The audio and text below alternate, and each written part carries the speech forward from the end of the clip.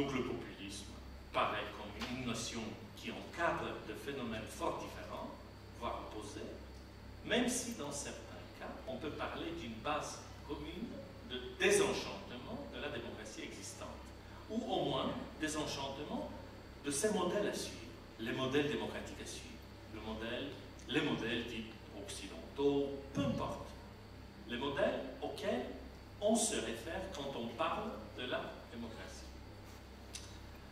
Mais cette difficulté de dénommer, de nommer les phénomènes politiques va de pair avec la crise de l'usage de concepts et de notions en sciences politiques, aussi en sciences humaines de manière plus générale. Qu'est-ce que ça veut dire aujourd'hui? Souveraineté, comprise comme un droit exclusif d'exercer l'autorité politique dans un territoire délimité. Souveraineté nationale n'est-elle tellement limitée qu'on peut même dire que la mondialisation a pratiquement détruit cette souveraineté nationale? Et cette souveraineté nationale, limitée par la mondialisation, semble bien contestée partout. Mais on voit des expressions, disons, contraires, qui se réclament à cette souveraineté nationale dans des cas différents et qui sont considérés différemment par l'opinion publique, comme le Kosovo de l'autre côté, mais la Crimée de notre côté. Ou bien souveraineté du peuple, et l'usage par exemple du référendum comme un instrument de la démocratie dite directe. Le référendum grec, organisé par Syriza, a été rejeté d'une manière complètement consensuelle par toutes les élites gouvernantes de l'Europe, de gauche à droite. Tout le monde a dit, on ne fait pas un référendum sur un point comme ça. Ainsi, on peut dire, il ne faut pas faire de référendum du tout, parce que le public ne doit pas se proposer sur des sujets où il y a des experts, des gens qui connaissent, donc les élites qui sont mieux informés et mieux préparés à aborder ce genre de sujet. Donc, tout le discours, disons, des fameuses politiques dites impopulaires. Qu'est-ce que ça veut dire, des politiques impopulaires? Des politiques que les gouvernements font avaler aux populations, en quelque sorte. C'est pour ça qu'on les appelle impopulaires. Et donc, on commence à se demander, mais où est le problème? Et où est le problème surtout avec notre démocratie représentative? Ou des sujets comme la révolution et la révolte populaire. Donc, on a longtemps parlé du printemps arabe, mais on a parlé aussi de ses dérives. La révolution semble avoir mangé ses enfants, comme elle fait toujours, mais on n'a aucune garantie que dans 10 ans, par exemple, ou dans 50 ans, on aura une nouvelle, disons, société dans le monde arabe qui ne sera pas marquée par l'autoritarisme ou l'islamisme, ou peu importe, etc. Donc, ces dérives islamistes, disons, c'est le résultat d'un phénomène démocratique, donc le vote majoritaire aux élections. Quoi parler quand on utilise des termes comme laïcité et multiculturalisme, de termes qui sont tellement controversés maintenant et qui sont mis en question, beaucoup mis en question? Sont-ils opposés ou complémentaires, laïcité et multiculturalisme? Est-ce qu'on peut produire un fondamentalisme laïque comme on peut produire un fondamentalisme multiculturel, comme on produit un fondamentalisme religieux, islamique ou chrétien? Ça se peut. Donc on peut toujours aller aux extrêmes. On peut toujours aller aux extrêmes et ainsi nier, si vous voulez, le sens même des notions qu'on utilise. Laïcité et multiculturalisme sont-ils opposés ou complémentaires? Ou comment gérer des questions comme, par exemple, le port du hijab, de la burqa, du niqab dans les pays européens? Quel genre de compromis est possible? Quel genre de réaction? Et réaction contre quoi? L'expression de quoi? Le port du niqab, par exemple. Ou du foulard, tout simplement, pour rester dans quelque chose qui semble plus acceptable. Ou démocratie. De quoi on parle? Un régime ou type de société? Quel rapport avec le capitalisme de marché? question qui m'intéresse depuis un certain moment, et je trouve qu'on est dans une situation où il y a une genre de disjonction entre la démocratie représentative libérale de type occidental d'un côté et le capitalisme contemporain avec ses principes marchands de concurrence, etc. Donc là, il faut chercher un nouveau rapport, un nouveau mariage, si vous voulez. Un mariage que l'Occident a réussi à faire à un certain moment, mais qui aujourd'hui est mis en question de mon avis. Aussi, quel est le rapport entre un régime démocratique et un régime qu'on appelle oligarchie ou plutocratie, tout simplement? Ne voit-on pas dans la plupart des démocraties dites développées que quand même les grandes questions, les grandes décisions sont prises par qui? Qui est l'acteur essentiel? Mais évidemment, les couches plus aisées, plus instruites, ceux qui les élites, en bref. Et donc là, je me pose un certain nombre de questions qui ont été abordées d'une manière et d'une autre. Dans toutes les mobilisations actuelles, on voit bien une demande citoyenne qui vient de parties très très différentes de la société, des parties qu'on réussira difficilement à réunir. Mais c'est une demande, de mon avis assez claire, d'une participation plus visible, plus réelle des citoyens dans tout le processus de prise de décision, mais aussi d'élaboration de ces émissions et de ces politiques. Donc les citoyens, aujourd'hui, j'ai l'impression qu'ils disent, c'est pas tellement, ou peut-être c'est pas réellement la question de débattre au sujet de ce qu'il faut faire. Ce qu'il faut faire, personne n'a les véritables solutions. C'est difficile de le trouver. Donc il y a tellement d'éléments dans la vie, de pression, de conditions, qu'on n'arrive pas vraiment facilement de dire, voilà, un programme de 10 points, et si on les réalise, on va arriver à un changement assez radical vers le bien. Non. Les citoyens disent plutôt, ce qui compte, c'est qui décide de ce qu'on doit faire. Qui décide? Qui va le faire, en bref?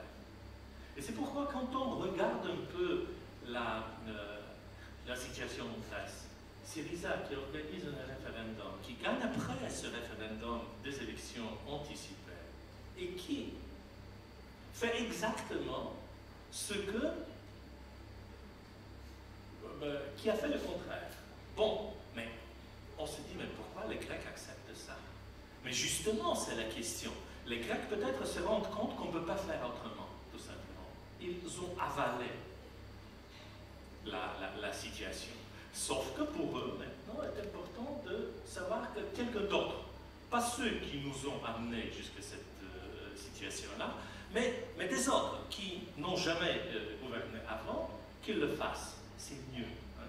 Comme si, dans le cas où vous choisissez votre dentiste, vous savez très bien qu'il va vous faire du mal, un peu, voilà, subir du mal, mais vous choisissez quand même celui que vous préférez, en quelque sorte. Mais, je reviens pour finir, parce que je regarde la montre aussi. Comment ou est-il possible de faire participer tout le monde dans le processus démocratique? N'est-il pas la nouvelle utopie? Si c'est une utopie, il faut le dire, c'est une utopie, donc on arrête de parler de l'élargissement de la démocratie. Donc on s'arrête là où on est et on se dit notre démocratie électorale libérale est un des modèles possibles. Il y a plusieurs façons de gouverner les sociétés. On va à plusieurs autres modèles. Mais en fait, faire participer tout le monde dans la politique, ça veut dire qu'il faut penser à la fin de la politique professionnelle. Qu'il y a des professionnels de la politique qui sont beaucoup plus compétents que les autres, qui prétendent être plus compétents que les autres et qui assument en même temps, ou ou plutôt s'approprient du monopole de la prise de décisions politiques, de la formulation même des décisions politiques. Et donc là, est-ce qu'on peut mettre fin à la politique professionnelle alors que la politique est déjà tellement professionnalisée? C'est une question qui n'est pas évidente, qui n'est pas facile. Mais peut-être qu'on ne peut pas substituer la politique professionnelle par une politique non professionnelle. Non. Peut-être qu'il faut compléter la politique professionnelle par des mécanismes qui mettent les citoyens dans le véritable débat et l'élaboration des décisions démocratiques. Comment ça peut se faire? Mais ça peut se faire de manière différente. Par exemple, ce qu'on connaît sous le terme de démocratie délibérative et toutes sortes d'initiatives citoyennes où les citoyens essaient de délibérer et de proposer des solutions, pas des solutions professionnelles, mais citoyennes, mais aussi le tirage au sort. Le tirage au sort, je suis vraiment devenu un grand fan de cette procédure démocratique ancienne. Ce n'est pas évidemment la panacée de notre déficit démocratique, mais c'est une façon d'intéresser beaucoup plus de gens à participer dans le processus politique et démocratique. Donc on peut, à côté de nos institutions élues, avoir des institutions qui sont tirées au sort et où on peut impliquer plus de citoyens qu'on peut impliquer autrement, par un référendum par exemple. Et là je pense que je vais finir. Merci. Bien. Donc on passe à une présentation sur l'anti-élitisme, la réponse populiste aux crises. Ce sujet serait présenté par nos collègues Evelina Stajkova et Илко Ротова. Благодаря. Днес няма да бъда франкофон и ще говоря на български. Ние с Меглена ще се опитаме да бъдем кратки и да се вместим в 15 минути. Темата, която сме си избрали е за антиелитизма, който разбира се разглеждаме в рамките на популизма и се опитваме да си обясним чрез популизма, тъй като е трудно едното да бъде отделено от другото. И правим това, което правим на базата на едно изследване, което обхваща държави от различни краища на Европа, т.е.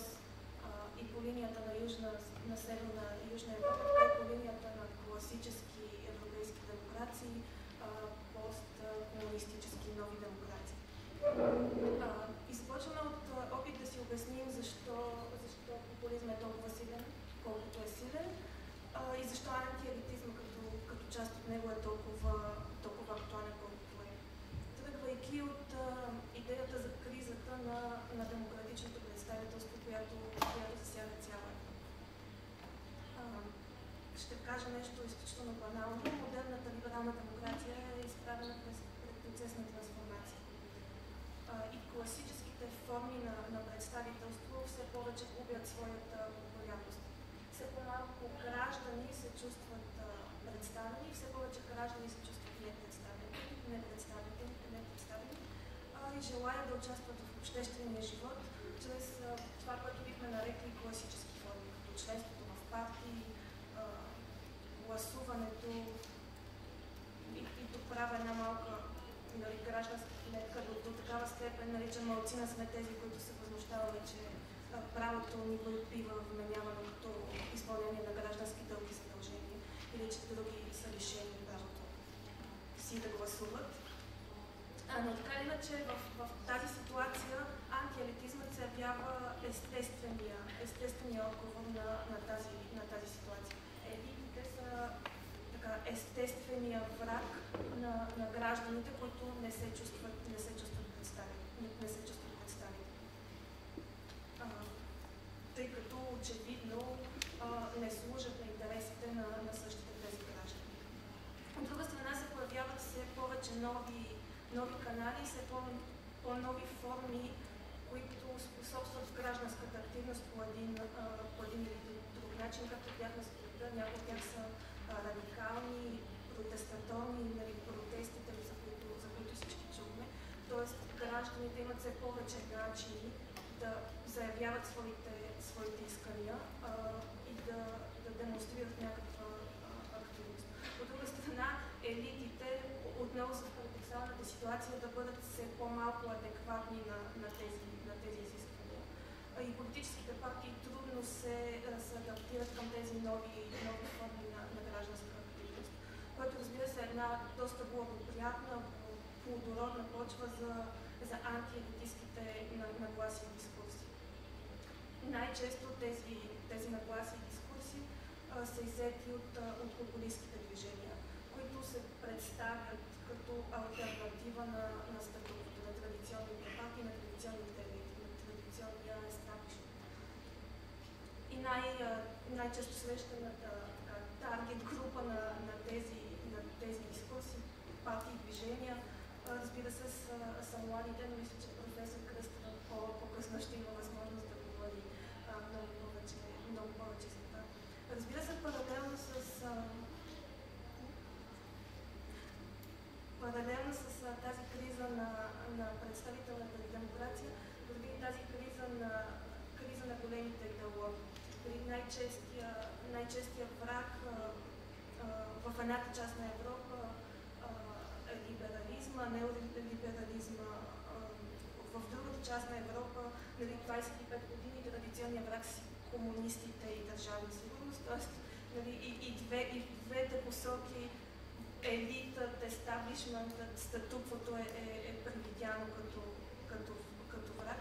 И в тази ниша, която се появява между кризата на европейската левица и кризата на европейската десница, твърде естествено се появяват тези популистки и антиелитистки движения. От друга страна, не бива да забравяме, може би ще продължи малко по-късно, че популизмът и антиелитизмът като част от него сами по себе си не са идеология.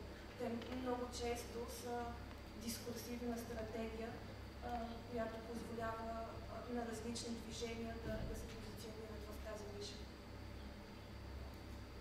Естествено, тук продължавам думите, които не направим заедно презентацията и изследването, така че продължавам именно където Юдит спря, че антиелитизмът може да бъде разглеждан чисто теоретично извън популизма. В този смисъл неговото разбиране преминава именно през това за популизма.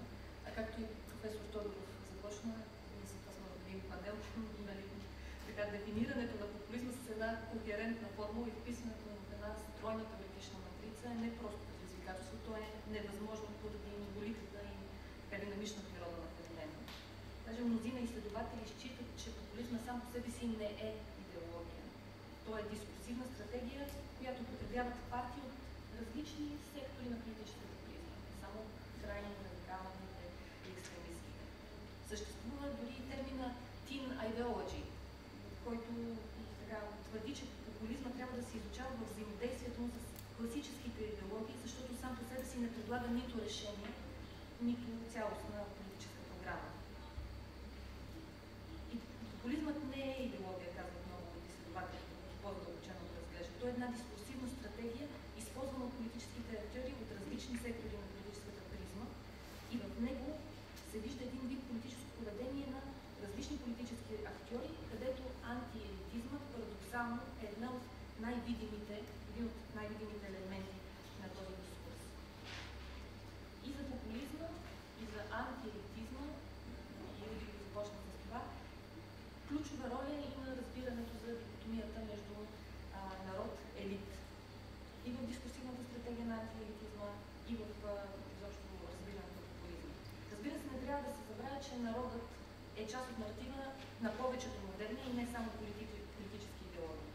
Деносът, изобщо устояването на неговите интереси е ключов елемент в символиката както на демократи, така и на екстремисти и популисти. Но това не е единствения парадокс на популизмите, просто един от най-ясно откривите. Разбирането за дихотомията народ-елит в антиелитистката стратегия се разглежда може да бъде разгледана в две перспективи. Едната е на противопоставянето на народ и елит, другата е парадоксално на сливането на народ и елит. Два цитата, които описват първата перспектива. Двойката народ-елит, народът е постулиран като свръхценност, докато елит е безнадежно провален и корумпиран. С други думи, напълно еднородни групи, без да въвеждат каквито е било разграничение вътре в тях. Елитът е монолитен, корумпиран, а хората са непорочни и чисти. Антиелитизмът като основна характеристика на популистските стратегии се припознава и през другата перспектива, както казах на предния слайд. И в противопоставянето между елит и народ се вижда един от основните стремежи на антиелитистската стратегия, а именно премахването на дистанцията между горе и долу, между високо и ниско, между народ и елит. И в тази перспектива на антиелитистските нагласи и риториката на популизма се основава на разбирането за органичната национална цялост, при която народът и държавата трябва да бъдат нещо изначално общо. И макар да звучи парадоксално, антиелитизмът в някои случаи може да бъде разглеждан като позитивна тенденция.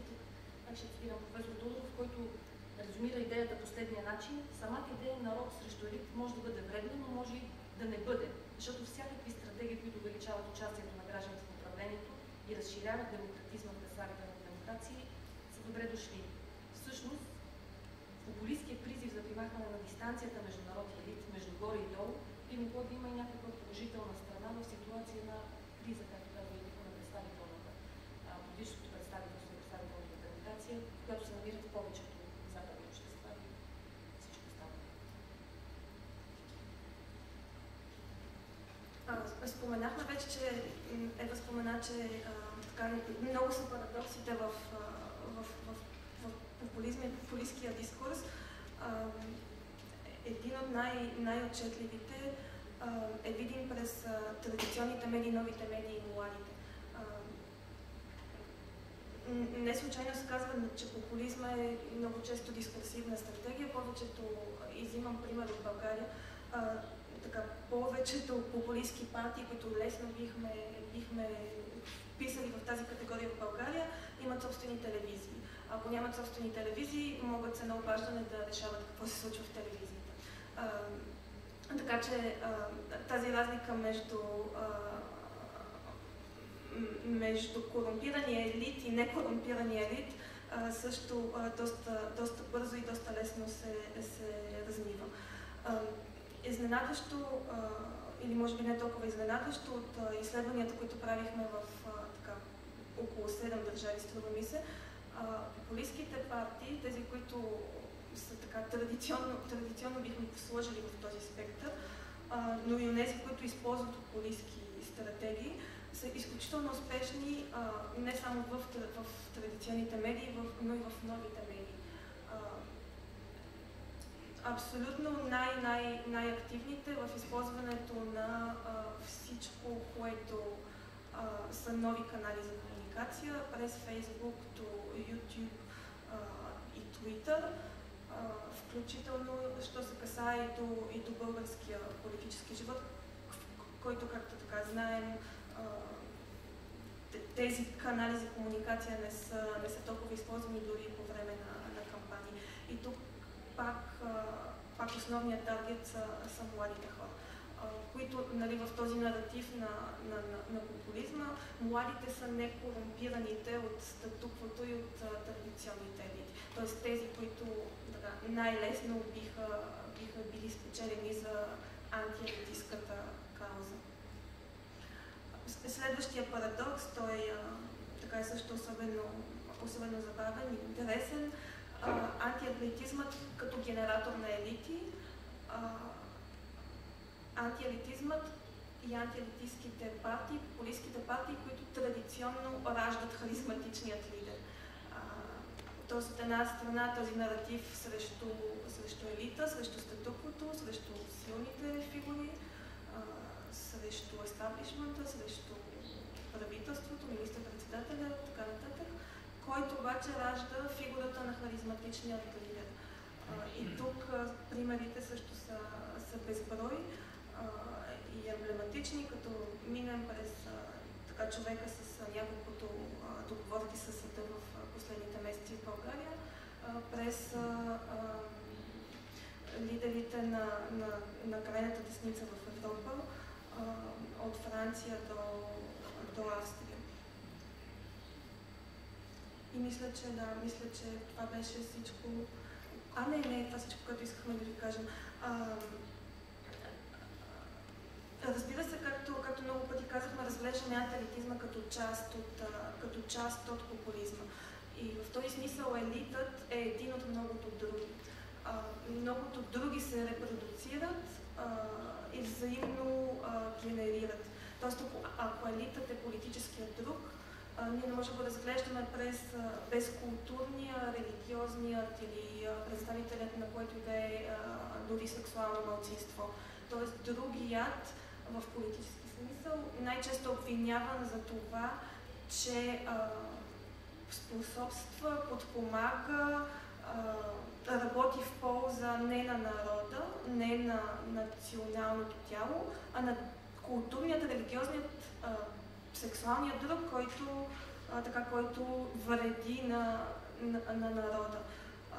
И към това, разбира се, няма как да не прибавим и един наднационален друг, бил той Европейският съюз с неговите институции или всичко, което са международни финансови институции, Международен валутен фонд, Световна банка и така нататък. Тоест другият, елитът като политически друг, рядко бива разглеждан в тези стратегии извън разбирането за другият като такъв. Благодаря. Мисля, че това беше. Благодаря ви и на двете, че бяхте изключително прецизни и в времето, и в презентацията.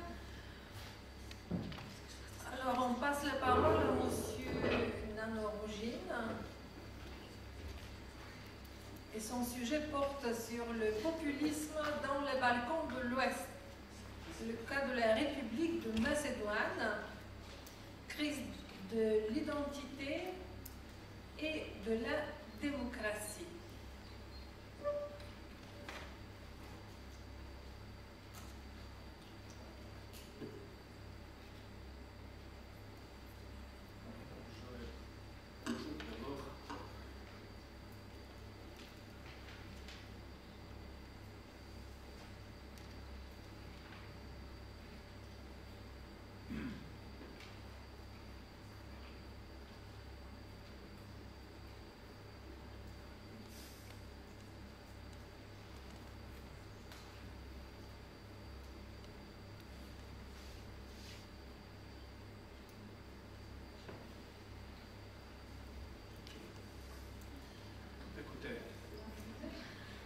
Il y a un problème. Je me suis trompé de mais c'est dommage. Mais j'ai mon bouquin, si vous regardez. Aujourd'hui, je vais vous parler de populisme autoritaire, populisme identitaire, si vous voulez. Bien sûr, celui qui règne en ce moment en Macédoine, mais qui était une sorte d'inspiration de la part du populisme, de plus grands populistes au Balkan, celui-ci Orban. Même il était décoré en Macédoine avec la plus grande décoration de président Ivanov. Et pourtant, c'est un champion de populisme qui a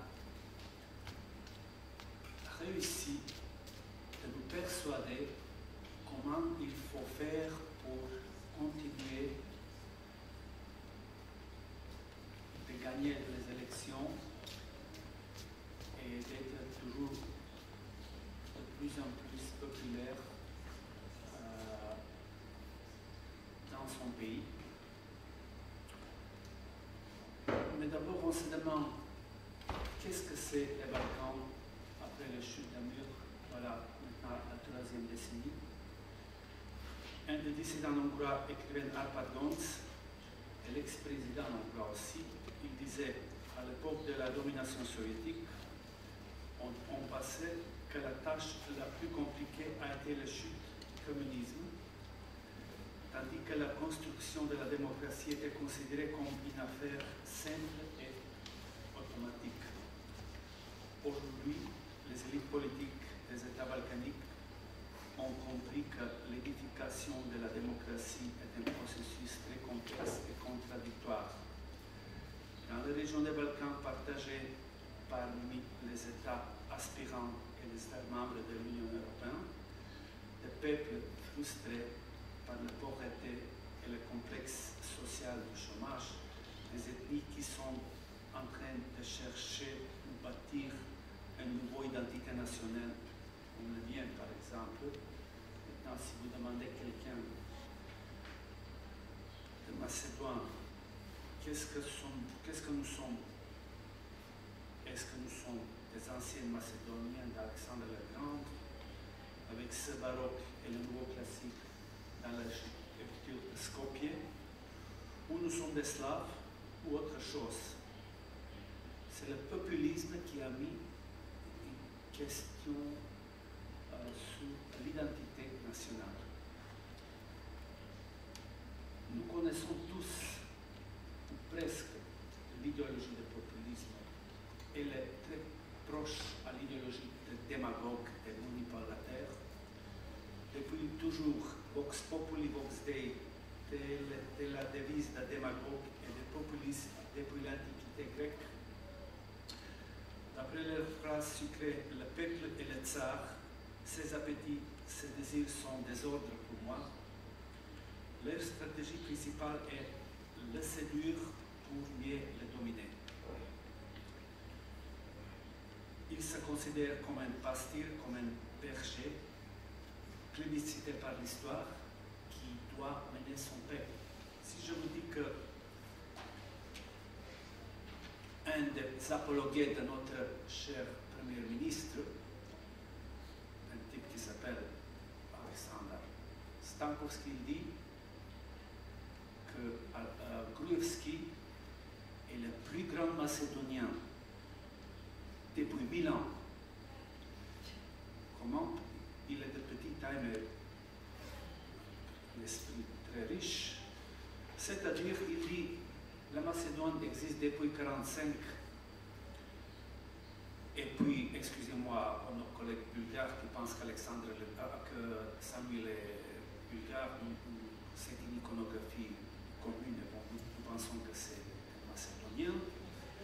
Comme les Grecs disent que Alexandre le Grand est grec, nous pensons qu'il est, moi pas personnellement non, mais le populiste, lui, il est macédonien. Donc, étant donné que l'État macédonien n'existait depuis 1014, depuis Tsar Samuel, alors, depuis Tsar Samuel, le plus grand macédonien, c'est ce petit bonhomme qui nous vend maintenant l'idéologie populiste.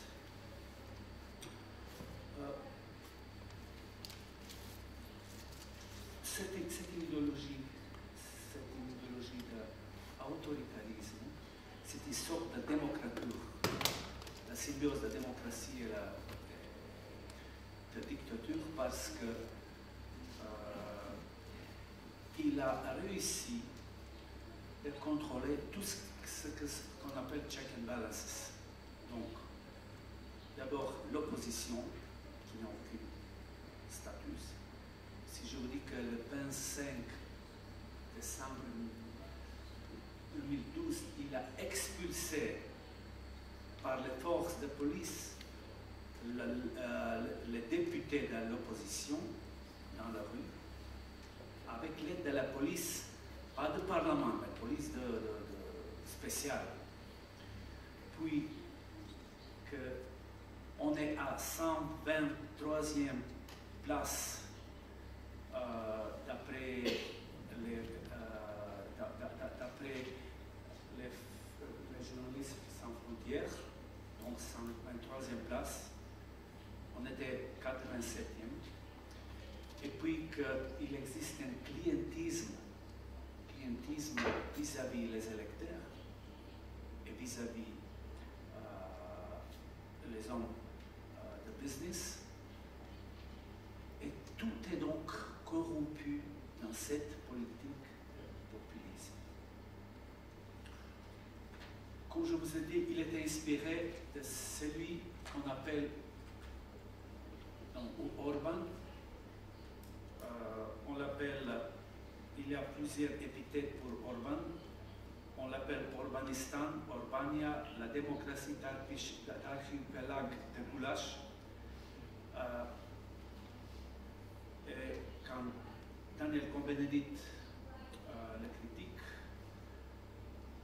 Orban répond: quand dans vos histoires votre peuple a résisté au joug ottoman, aux tortures des soldats de Hitler ou de la dictature de Staline, les critères de certains eurodéputés comme Daniel Cohn-Bendit paraissent comme le chatouille de mes pieds. C'est Orban qui a répondu, oui, gentiment. Bon, les expressions au miroir de la démocratie, style Potemkin au Disneyland, existent à Skopje où vous venez et vous allez être choqué par cette belle architecture qui a aussi une fonction populiste. Je vais vous expliquer comment. Je ne vais pas vous parler de l'histoire du populisme parce que je ne veux pas perdre du temps. Concernant l'idéologie du populisme, au centre du populisme, c'est le peuple, la foule, populus. Le populiste considère le peuple comme une entité homogène. Il lui colle des stéréotypes moralistes. Le Bulgare modeste, le Macédonien patient, un grand travailleur, mais trompé par l'élite, par notre concurrence politique, exploité, trompé, dupe, ou un Serbe naïf ou un Albanais dupe, capable de manipuler et voler par les riches, par soit anciens businessmen, anciens communistes, anciens, etc., les tycoons, ou ceux qui sont avec l'opposition ou avec l'autre camp. C'est très souvent de dire que notre paysan est le meilleur au Balkan. Je suppose aussi que le paysan bulgare est le meilleur des Balkans, mais en Macédoine, on dit que c'est le paysan macédonien. En Serbie, c'est le paysan serbe. Et comme vous avez vu hier soir les élections en Serbie, c'est un populiste qui a remporté les élections avec 53%, donc avec une majorité absolue. Donc, il y a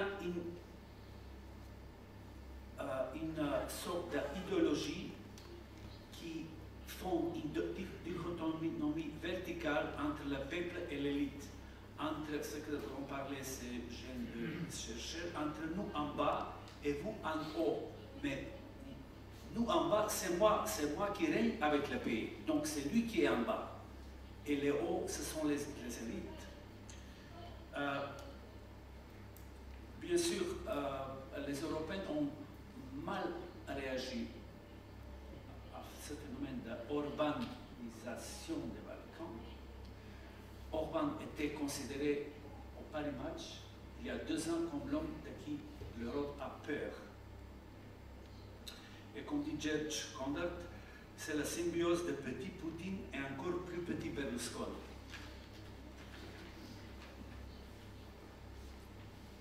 Comment on trouve un point commun? Forza Italia, Silna Macedonia, Silna Serbia, Hajra Mađaršak. Ce sont les mêmes choses, les mêmes slogans aux élections.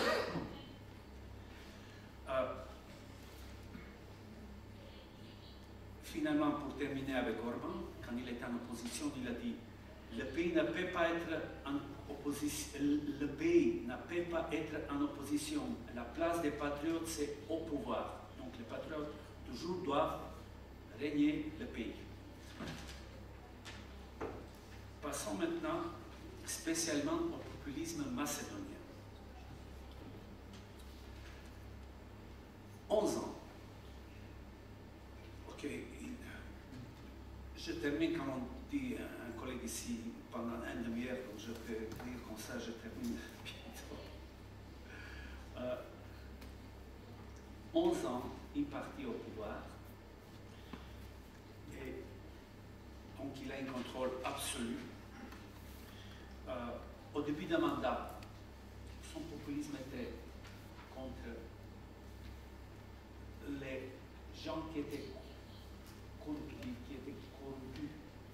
Et il a même fait venir la juge romaine anticorruptionniste Macovée. Il a commencé d'emprisonner les gens. Il y avait vraiment de paix. Cet emprisonnement était très spectaculaire, mais ce système d'emprisonnement en direct en TV a commencé de s'élargir vers les zones politiques de concurrence. Les zones politiques, et nous avons maintenant les zones politiques emprisonnées. Il y avait la manipulation électorale, parce que, je ne sais pas, je suppose que vous êtes au courant, qu'on était tous sur les écoutes. Entre 25 et 30 000 personnes étaient sur les écoutes du gouvernement qui a acheté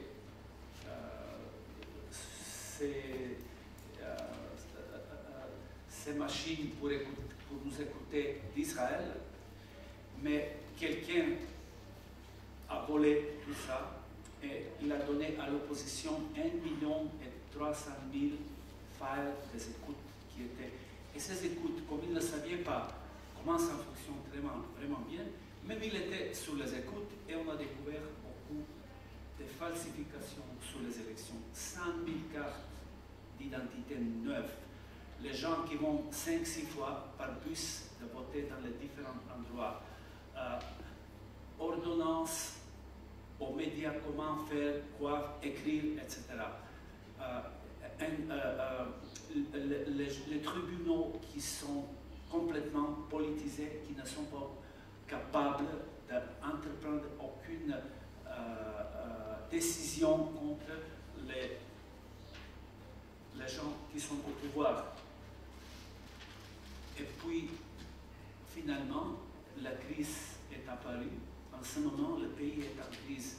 Chaque fois, on appelle la révolution des couleurs.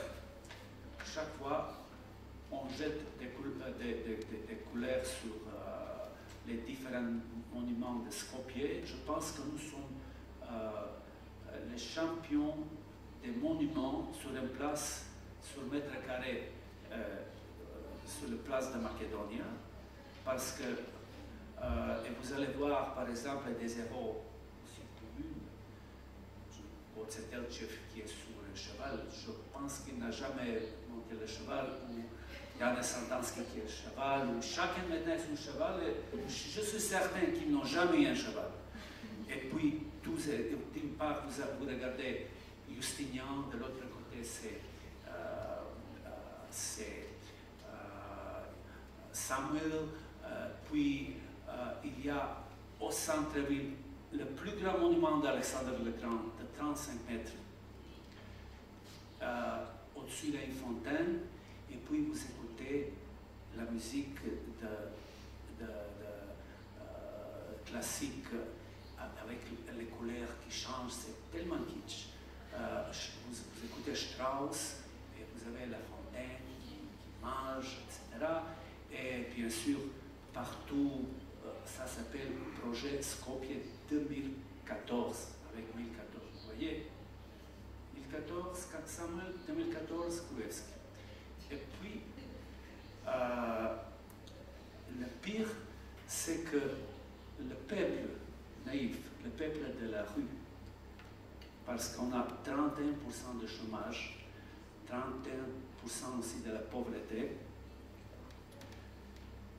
il est facile, il est subordonné, c'est facile de le manipuler. Et il dit qu'il a interrompu l'histoire parce que chez nous, il y a un nom, je ne sais pas si en Bulgarie, il y a un nom qui s'appelle Trpe ou Traice.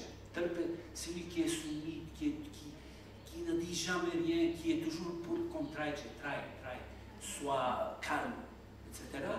Il a dit, on finit avec Traice et Trpe. On finit avec les petits Macédoniens. Nous sommes les grands Macédoniens.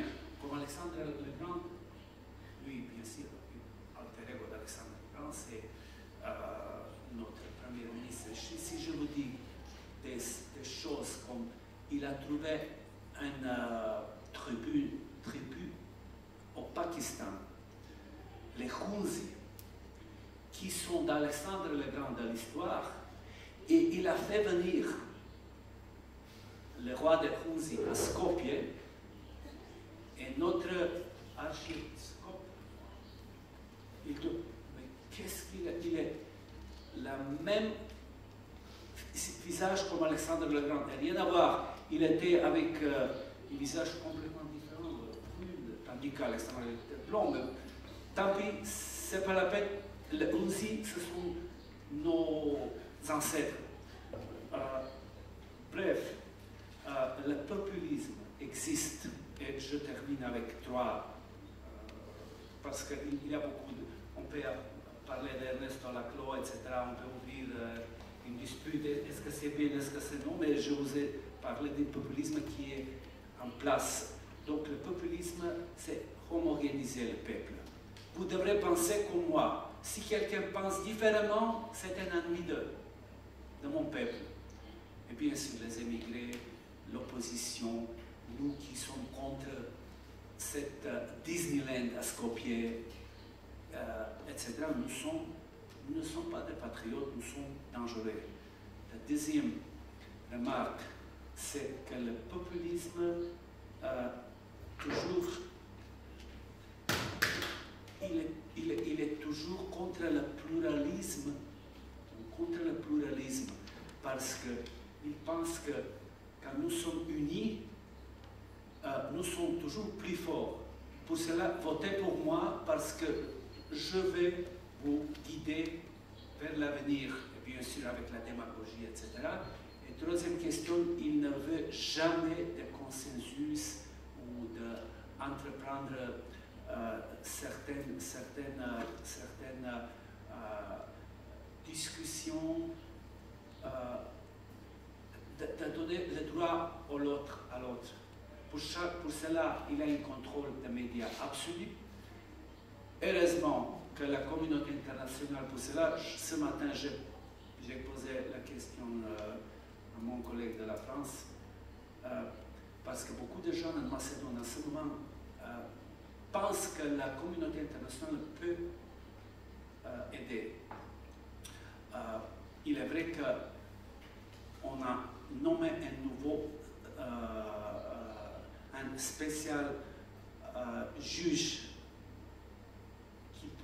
ce sont trois femmes qui sont excellentes, mais qui n'ont pas peur. Mais notre président a voté une amnistie pour tous les hommes politiques qui ont fait des criminalités. Soit financières, soit électorales, soit tout. Donc, on est dans cette situation maintenant, et ça a augmenté la réaction de la population. Ce ne sont que des jeunes, ce sont une nouvelle, disons, Macédoine pro-européenne qui est contre les contre-protestes, parce qu'il y a des contre-protestes, mais qui viennent avec 200, 300 bus à l'intérieur du pays. Et c'est une crise institutionnelle, politique, morale, identitaire, etc. Merci, et excusez-moi si j'ai dépassé mes 15 minutes. Je vous remercie. Et maintenant, on passe à la dernière intervention de professeur Anna Krasteva. Et le sujet est la jeunesse extrême droite, enfants aux soldats des crises.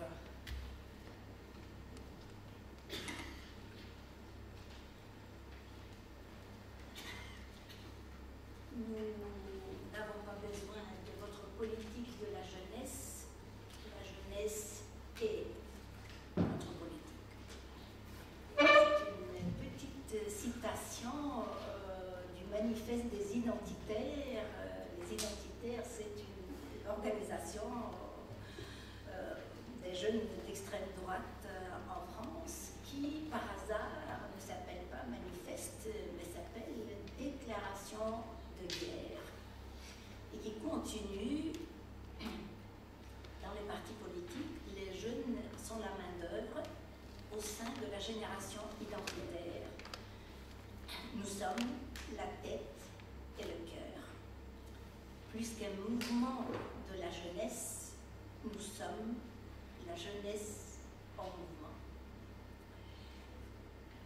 Cette petite citation, d'ailleurs le texte est très très beau, illustre de manière parfaite, parce que dans les termes des protagonistes de mon analyse, les affinités systémiques entre jeunesse d'un côté et extrême droite de l'autre côté. Comme mes collègues, on présente ici, on va bref exposer, résumer de résultats de 2 grands projets européens. Donc c'est un peu kaléidoscopique que j'ai pris quelques éléments ici, là, pour notre colloque, comment dire, un texte beaucoup plus cohérent, beaucoup mieux, je dirais, argumenté, va sortir de ces jours, dans une prestigieuse collection. Mais c'est pour le débat. Donc je vais introduire quelques éléments et puis 2 schémas, 2 interprétations, 2 approches explicatives à ce phénomène. Donc d'abord quand même cette connexion entre jeunesse et extrême droite, je vais très rapidement articuler 4 volets. Le premier, la jeunesse est à l'origine, c'est la jeunesse est la genèse de beaucoup de partis extrémistes. Par exemple, Jobbik, c'est d'abord un groupe de jeunes qui fait un parti ensuite, ce parti devient le plus fort parti d'extrême droite en Europe de l'Est. Un postulat, les révolutions adorent les jeunes, les contre-révolutions aussi. Donc, tous les, pas tous, mais beaucoup de supporters des organisations d'extrême droite sont des jeunes. Très souvent, ils sont tellement jeunes, qu'ils ne sont que supporters parce qu'ils ne sont pas encore électeurs. Donc, ils adhèrent à l'extrême droite avant d'atteindre l'âge mûr d'électeurs.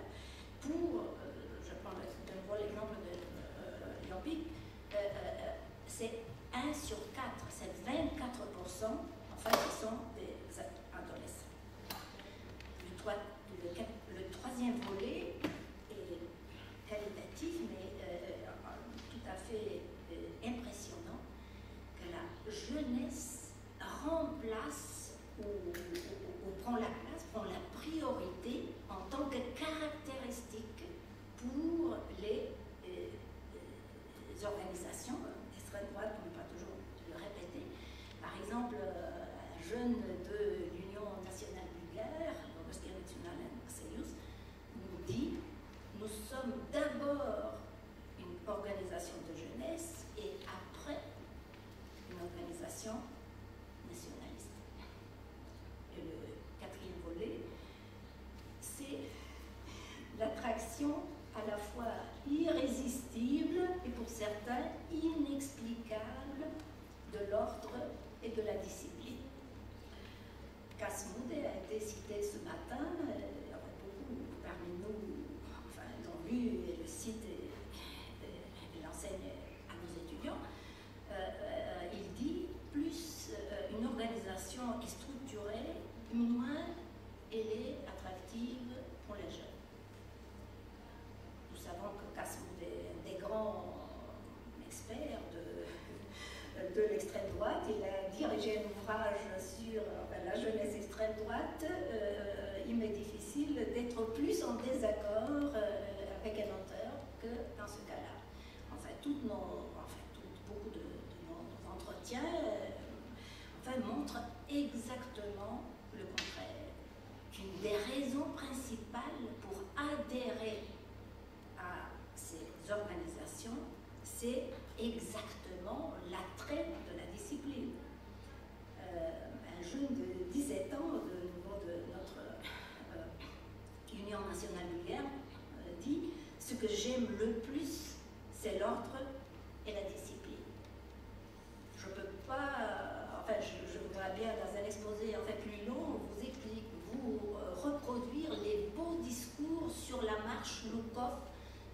voté des rangs sur comment porter la torche exactement 45%, 45 degrés, etc., à ce qu'à chaque rang il y a un responsable, etc. Donc cette sur-représentation, je dirais, en fait, de l'ordre et de la discipline, leader en fait, d'une organisation, résume en fait ce système. Il dit il n'y a pas de vote en fait, dans notre organisation, les décisions sont prises à chaque niveau, il y a un responsable en fait, qui les prend, tout le monde en fait, les applique, bien sûr avant il fait des consultations, mais, et notre système, il dit, il est en fait plus transparent parce que le système parlementaire et enfin, notre démocratie représentative, personne ne sait qui est responsable des décisions prises. On voit tout le temps des décisions auxquelles personne ne se reconnaît, on ne sait pas en fait qui blâmer, etc. Chez nous, il y a une claire responsabilité. Donc, dans un monde qui est de plus en plus déchiré, de crise, incertain, déstructuré, plus le monde est incertain, plus le désir en fait, de structuration, d'ordre, se renforce. Et je peux résumer en fait, ce désir en fait, par une phrase paradoxale. Dans ces organisations, il y a de la place pour tout le monde et chacun doit être à sa place. Voilà, après ces quelques volets de ces affinités systémiques, alors passons maintenant aux explications. Comment les expliquer? Je vais proposer en fait deux hypothèses. Enfin, la première, la plus connue, The Lost Generation, la génération perdue. La seconde, que je développe, en fait, la citoyenneté contestataire. Parce que la première est plus connue, on en a vu beaucoup en fait, d'exemples, beaucoup de chiffres. Enfin, ce matin, je suis largement facilitée, donc des chiffres de chômage qui pour les jeunes est 2-3 fois en fait, plus important, avec énormément en fait, de données tout à fait, en fait, pertinentes de beaucoup de pays européens. Donc j'en passe. Je résume juste l'argumentaire principal qui est le suivant: chômage, marginalisation, frustration, extrémisme. Donc c'est clair, c'est linéaire, enfin linéaire, il n'y a pas de déterminisme, mais enfin, c'est un schéma explicatif. Un auteur en fait, qui le résume de manière brillante, en fait, on a eu, ça fait en fait, quelques petites semaines, en fait 2 mois, Alain Berthaud vient de publier un livre au titre emblématique, Les enfants du carrosse. Enfin, ce petit ouvrage est emblématique en fait, de cette explication, aussi en élargissant, je dirais, au maximum sa sphère de validité, parce qu'il met en fait, dans le même pool en fait, des mouvements aussi différents que les Occupy dont on a parlé aujourd'hui, à l'extrême droite de l'autre côté, et même à l'extrémisme islamiste, avec une thèse qu'il a, qui est tout à fait intéressante, et qu'il y a d'abord la radicalité et ensuite le côté religieux, l'islamisation de la radicalité. Mais là, je ferme la parenthèse parce que ça va m'éloigner beaucoup de mon propos. Donc, je résume ce schéma qui, je dis, assez familier, donc a été repris plusieurs fois aujourd'hui au colloque. L'archétype du perdant, c'est un jeune au chômage, très souvent de la classe ouvrière et des banlieues, avec un niveau bas d'éducation. Et le second volet de cette conception, c'est que les transitions et les crises marginalisation. Les transitions, il y a aussi en fait, beaucoup de données, la transition post-communiste aussi, même enfin, la transition en Allemagne, etc. Donc je passe à la seconde hypothèse qui est différente si elle est seconde, mais qui n'est pas juste une image théorique de miroir, elle ne rejette pas enfin, la première, mais commence par questionner quand même enfin, la plupart de ces thèses. Donc, elle questionne enfin, ce profil archétypal que je viens de décrire en diversifiant les acteurs. L'origine de classe, d'abord. Beaucoup d'études montrent que en fait, des adhérents d'extrême droite, on en trouve dans des électeurs encore plus, enfin, dans toutes les couches sociales. Le pic enfin, choque les observateurs qui à chaque fois sont étonnés du niveau très élevé d'éducation, en fait, à la fois du noyau, mais de certains de ses supporters. Le choc est partagé. Je dois dire que enfin, j'ai eu de petits frissons quand je vais interviewer quelqu'un, donc un rendez-vous a été pris avec des militants d'extrême droite et je me retrouve en face d'étudiants de moi. Il y a plusieurs étudiants enfin, dans cette salle enfin, qui ont un autre profil, mais voilà. Donc,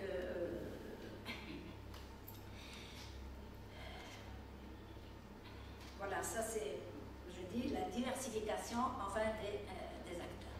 Le second, là je prends déjà vraiment quelques éléments parce que l'étude elle est beaucoup plus fine, mais je prends en fait quelques éléments pour questionner en fait, voilà, la première conception qui est beaucoup concentrée sur les facteurs, je vais revenir, socio-économiques. Donc je prends un thème en fait, tout à fait différent qui est le thème de la violence et de la virilité. La violence, quand on parle de l'extrême droite, est tellement clé, on la voit, en Bulgarie on en voit les expressions, les skinheads sont une des matérialisations enfin, d'une violence affichée. En même temps, elle est aussi très imaginaire. Donc, elle fait partie de tout un univers symbolique. On a parlé en fait, de ce concept. Elle est là, mais dans des formes enfin, imaginaires, sublimées, etc. Et donc, je prends ce second volet qui enfin, ne nie pas du tout enfin, le premier, mais qui introduit enfin, une autre manière enfin, d'interpréter, qui est conçue enfin, dans la perspective d'un rite de passage. L'extrémisme est une parfaite recette pour la révolte étudiante, adolescente, pas étudiante, ça se fait enfin, plutôt contre parents, contre environnement hostile, contre ennemis réels ou imaginaires. Un skinhead raconte être nazi en Suède est la pire chose qu'on peut être. Je voulais être méchant, mais vraiment, vraiment méchant. J'ai décidé de devenir nazi. La haine, on en parle beaucoup en termes de stratégie discursive, etc. Mais c'est des mécanismes enfin, beaucoup plus puissants. Des mécanismes puissants à la fois de thérapie et de mobilisation, qui jouent un triple rôle. Ce rite de passage à l'âge adulte et la création de communautés. Citation de nouveau.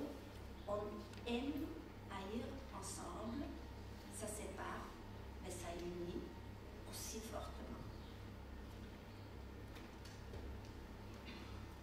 C'est pour souligner un aspect sociologique très important que les adultes et les jeunes, les adolescents, ils entrent ou se convertissent à l'extrémisme pour des raisons très différentes.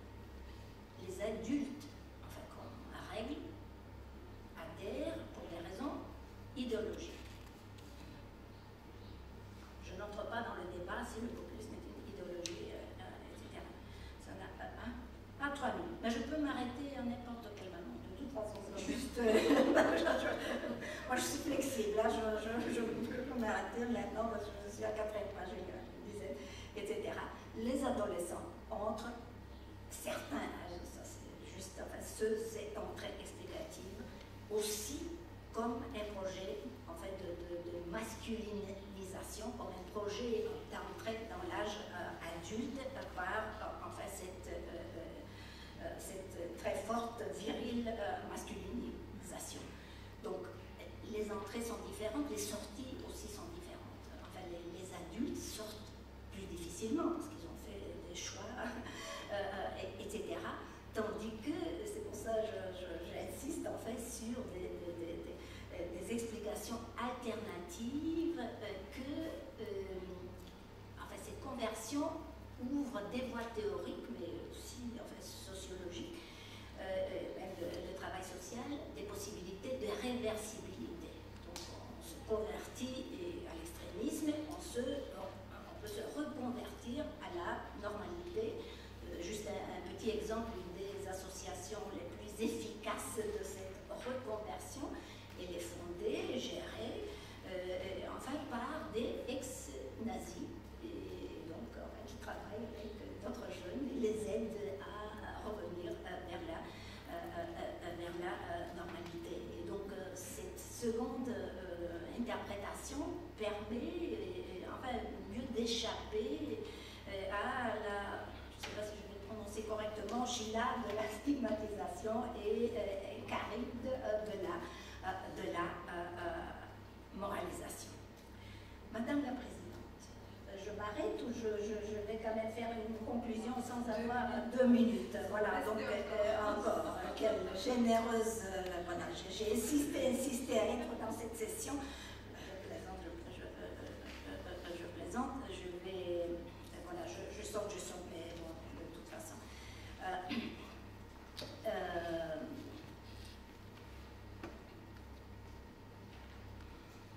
Ce sera un exploit intellectuel de résumer en 2 minutes, disons, la thèse principale que j'ai, mais je vais le faire.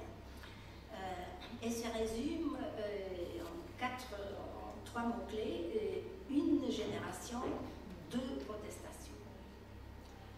Une génération, 2 protestations.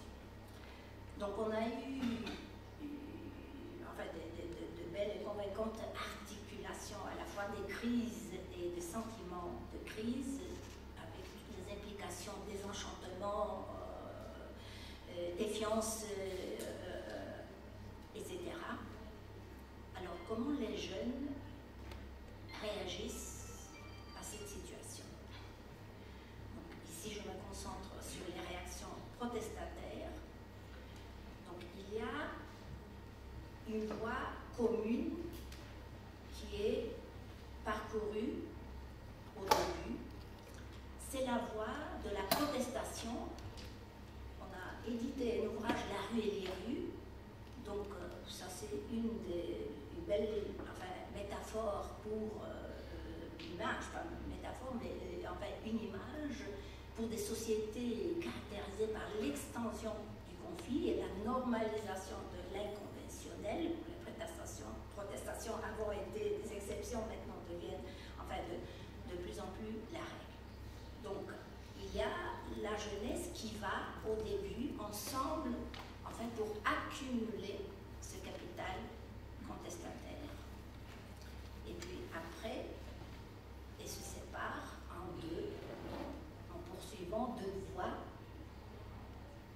différentes et opposées.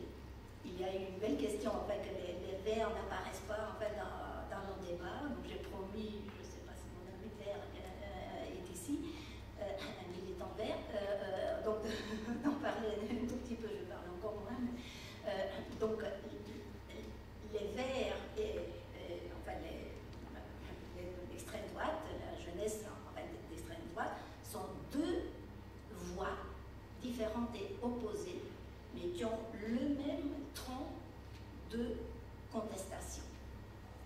Et donc, la voix verte est juste pour le dire en termes, je parle vraiment de la génération d'aujourd'hui, mais si on regarde quand même dans une perspective de sciences politiques, en fait, ces deux, donc la révolution des Verts et la contre-révolution populiste, sont les deux grandes innovations du système des partis politiques après la Seconde Guerre mondiale. Donc, les jeunes deviennent les acteurs. Et tous les deux, et là je finis, Madame la Présidente, aussi opposés, qu'ils soient comme valeur, comme activité, comme type d'acteurs, etc., toutes les deux voix, donc vertes et populistes, expriment le même type de transition. Et ce type de transition, je vais énumérer quelques expressions, c'est la transition de la politique de parti vers la politique symbolique, et la politique conçue en termes d'intérêt vers la politique conçue en termes de passion et de valeur, les structures vers les mobilisations, de la mondialisation, globalisation néolibérale qui n'a besoin que des capitaux et pas d'êtres humains, vers les citoyens, donc faire entrer de nouveau les citoyens dans le jeu politique. Tous mes collègues, Antoine aussi, en a parlé, du mandat de représentation vers l'engagement personnel, des idéologies froides vers les idéologies chaudes. Donc la jeunesse d'extrême droite est un des visages de ces transitions, le visage sombre. Merci. Merci. 4 différentes interventions sur des sujets aussi importants qui portent sur les étiquettes politiques, la jeunesse, la protestation de la jeunesse, sur l'expérience macédoine et en plus sur l'anti-élitisme, un sujet présenté par nos collègues les plus jeunes. Donc la parole est à vous, posez des questions, faire des commentaires. Oui, je serai très brève. La question à Anna Krasteva, est-ce qu'elle peut un peu contextualiser, un peu préciser le terrain, le nombre d'entretiens, etc., parce qu'elle dialogue la critique des théories, mais je pense qu'il y a des différences d'un contexte politique à l'autre. Évidemment, il y a Gavorka qui a dit qu'il y a les mouvements protestataires et les contre-mouvements, anti-mouvements protestataires. Et je pense aussi que si vous vous inscrivez justement dans le cas bulgare, il ne faut pas. Dans la jeunesse, ce n'est pas les uns et les autres, mais il y a aussi beaucoup d'autres qui nous sont complètement apathiques, qui ne nous intéressent pas, notre temps de réaction. Et puis, qu'est-ce que j'aurais voulu dire? Je pense que notre collègue Mathieu ce matin, en parlant de Podemos, mais là aussi vous avez des jeunes pas radicalisés, mais qui s'activent sur des raisons, des mêmes facteurs, le même parcours, mais qui ne vont pas vers des formations néo-nazies ou de l'extrême droite, mais plutôt vers un autre type de radicalité. Donc, voilà pourquoi la question est quel est le terrain, en fait, le contexte, parce que comme ça, c'est pas clair.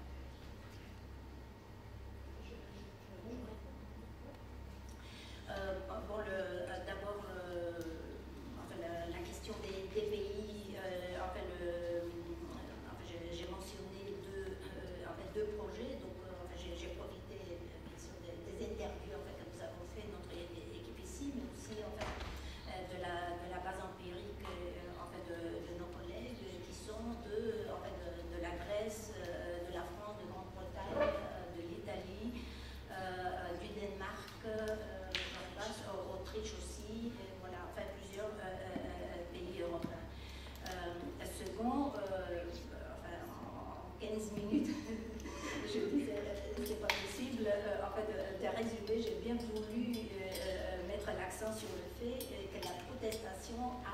plusieurs visages. Et donc moi-même, je travaille sur tout ce qui est contestation citoyenne, type Occupy, etc.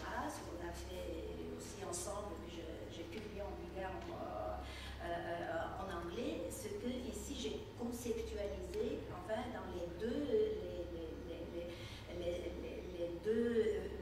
chemins de la contestation. Les deux chemins de la contestation, j'appelle un de ces chemins verts, mais ça ne veut pas dire qu'il s'agit juste en fait, des partis verts, des organisations vertes. En fait, il s'agit de ces contestations civiques dont on a parlé le matin. Et puis l'autre voie, c'est celle en fait, de l'extrême droite. Donc les deux sont largement théorisés et vérifiés sur différents terrains, avec toute la spécificité évidemment de terrain. Ce que en fait, je lance ici comme hypothèse explicative, c'est que le tronc des deux est similaire. Qu'il y a un tronc contestataire en fait, qui est similaire, qui commence par ce que Ildiko et Eva ont articulé, par un élitisme, par un rejet en fait, des systèmes, par des réponses alternatives qui ne vont pas du tout enfin, dans les réponses mainstream, mais qui cherchent en fait, des réponses innovantes. Une de ces alternatives trouve des réponses civiques vertes en termes, je vais dire, plus général, sympathique, crée des acteurs en fait, positifs, l'autre qui crée en fait, ces acteurs extrémistes, radicaux. Là, je ne vais pas entrer dans le débat la distinction entre les deux. Et le troisième élément de la question, à part en fait, ces mobilisations, il y a un énorme réservoir d'apathie, oui, tout à fait, absentéisme, etc. Je n'ai pas du tout touché à ce phénomène qui ne fait pas partie en fait, de cet exposé-là. Alors, en fait, moi, j'aurais une remarque ou réflexion par rapport à ce qu'a dit Anthony Todorov. C'est très intéressant, je suis d'accord sur tout ce qui a été dit, sur la demande citoyenne pour une participation plus forte, dans la prise de décision, la difficulté à définir ce qu'il faut faire, en fait, le fait que les citoyens sont de plus en plus critiques, du fait que les décisions souvent ne se prennent pas réellement là où on le pense, hein, donc la question de l'importance en fait, des facteurs économiques. Le cas de la Grèce est emblématique, montrant que malgré les élections, malgré les processus de légitimité populaire, les citoyens ont le sentiment que des vraies décisions se prennent plus vraiment au niveau national. Et ça, c'est quelque chose qui est important pour nous à penser. Mais juste pour avancer un peu dans le débat, vous avez dit voilà, qu'il faut peut-être penser la fin de la politique professionnelle ou de son articulation avec différentes formes. Et moi, je voulais vous interroger sur, y aurait-il pas aussi, et là ça nous interroge aussi nous dans notre rôle en tant qu'intellectuels, une certaine crise de l'imagination politique, d'une certaine manière.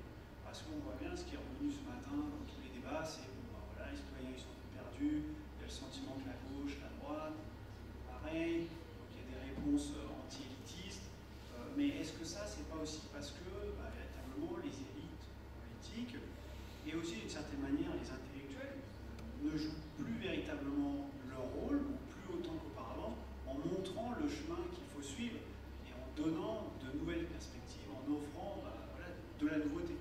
Alors, juste pour vous donner un exemple, vous avez dit, voilà, pensons à la fin de la politique professionnelle. Vous avez dit, on peut penser au tirage au sort. Mais moi, j'ai pensé tout de suite à d'autres choses. On peut penser à dire, voilà, il faut essayer d'interdire le cumul des mandats, par exemple, pour éviter les élites politiques, il y a un cumul des mandats dans le privé, dans le public, etc. On peut imaginer limiter le nombre de mandats dans le temps. On peut dire, si on veut que la politique ne soit pas juste professionnelle, ça doit être un moment dans la vie, donc on fait 2 mandats par exemple, et puis ensuite, eh bien, c'est tout, on revient à sa vie professionnelle antérieure. Il y a aussi des choses qui se font en Europe, comme le droit de pétition. On donne la possibilité, ça va un peu dans l'autre sens, dans la possibilité des citoyens, suite à un certain nombre de signatures, de faire qu'une initiative soit débattue au Parlement, par exemple. Bon. Et donc voilà, moi je voulais vous interroger sur ça, sur le rôle voilà, de l'imagination politique aujourd'hui, en 2016, et le rôle qu'on peut avoir, nous, intellectuels, ou les élites elles-mêmes. Et puis ensuite, j'ai juste une petite question pour Alain. Qu'est-ce que vous pensez par rapport, moi ce qui me frappe, je suis d'accord avec tout ce que vous avez dit hein, sur l'extrême droite et la jeunesse, mais est-ce que l'engagement de la jeunesse, soit à l'extrême droite en France, ici en Bulgarie ou dans d'autres pays, ou dans des formations plutôt de gauche alternative, en Espagne ou ailleurs, c'est pas aussi la conséquence de la fermeture du champ politique. C'est-à-dire, concrètement, le fait que les jeunes, voilà, ils n'arrivent pas à avoir des positions de pouvoir dans les partis traditionnels, on leur laisse pas la place en fait. Donc, ils vont vers d'autres formations parce que bah, voilà, s'ils veulent faire une carrière politique, s'ils veulent progresser, c'est peut-être plus facile. Qu'est-ce que vous en pensez par rapport à ça et est-ce que vous avez étudié sur ce point? Voilà, merci.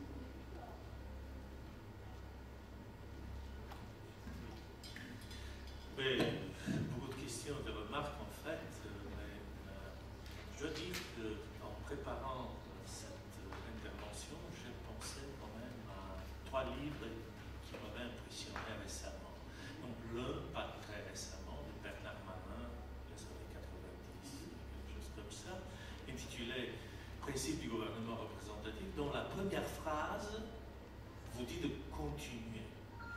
La première phrase de ce livre est, comme on sait très bien, ceux qui ont instauré le gouvernement représentatif n'avaient jamais pensé que ce soit une démocratie. Voilà, en bref, je périphrase un peu. Et donc on a vraiment envie de continuer.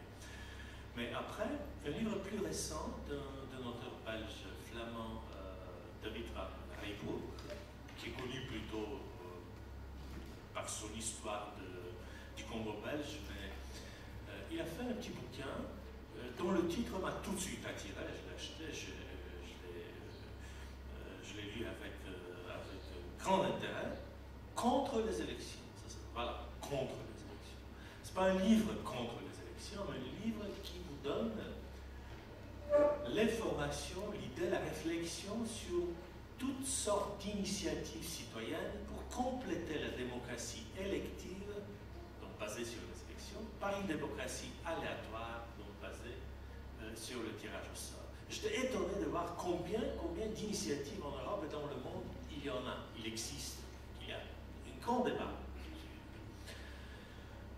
Voilà, un troisième livre, parce que tu as tout à l'heure, Mathieu, prononcé le mot de imagination politique. Et je me demande toujours comment est-ce qu'on développe l'imagination.